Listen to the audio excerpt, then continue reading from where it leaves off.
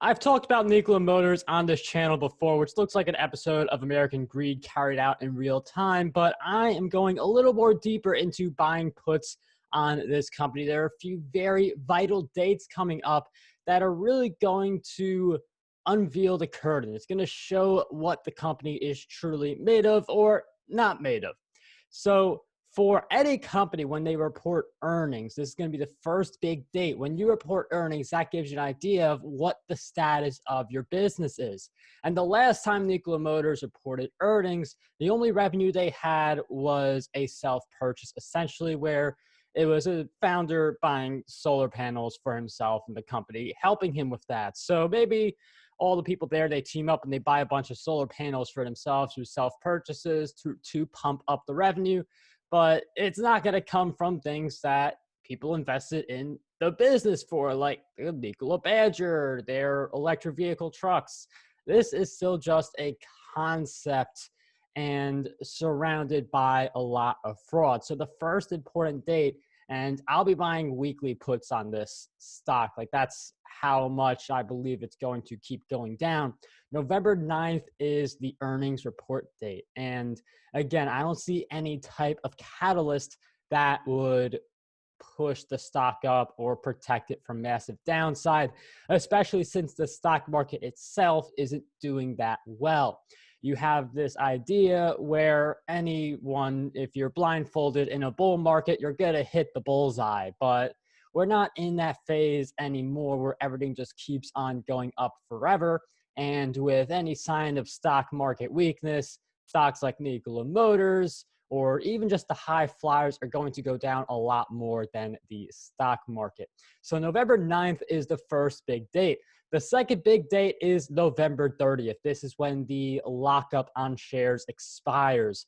So if you've been wondering why all of these executives, all of these people at the company have been defending its reputation, I mean, it's reputation management, but it's also we got to get to November 30th so we could then sell these shares. So everyone there is just scrambling to protect the value of the stock, because if they could get it at like sell at $15 a share versus $5 a share, they'd much rather sell at $15 a share versus $5 a share.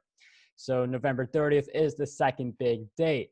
Another reason that this lockup expiration, though, is going to result in a major sell-off is because December 3rd, the third big date I'm mentioning here, is the deadline for GM and Nikola Motors to come up with a deal.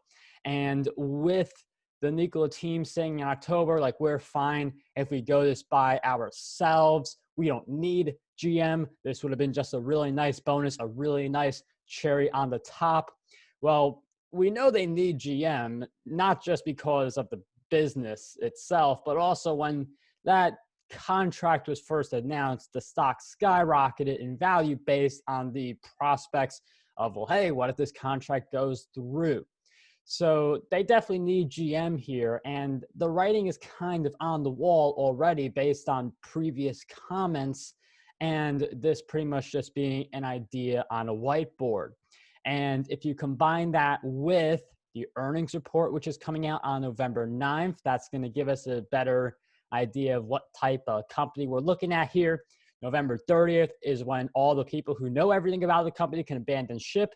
And then December 3rd is the big news about GM. And if that contract doesn't go through, it's just going to be a further disaster for the stock. So that's why I'm heavily buying puts into Nikola Motors. I'm also doing this for a Workhorse, which I covered in another video on my channel, because I think a lot of these EVs have shot up for no good reason.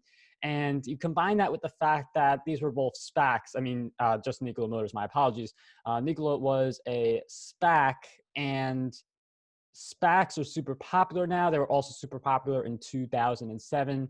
And SPACs in general are just a way for, if you can't get through the traditional way, you use a SPAC, and usually that means more sketchy financing allows you to still end up being in the stock market. So those are my thoughts on the company. I do believe this is like American Greed, an episode of that for people who know what that show is. I feel like this is one of those episodes playing out in real time, but I would love to hear your thoughts on the company. Are you buying puts? Are you long and thinking that this contract is going to go through and they're going to deliver on all of their promises? Or do you think this is going to crash and burn? I'd love to hear you guys in the comments.